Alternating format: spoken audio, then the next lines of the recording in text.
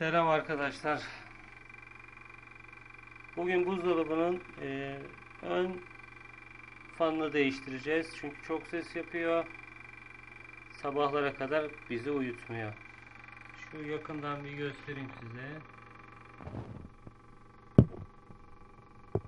Çok ses yapıyor. Anlamak için şöyle yapmamız lazım. Bundan ses gelip gelmediğini anlamak için şöyle yaptık. Bakın durdu. Demek ki fanı değiştirmemiz gerekiyor. Ses bu arkadaşlar. Tabi pervanenin bir tanesi kırık olduğu için biraz daha tok ses geliyor.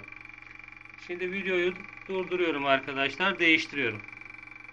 Görüşmek üzere.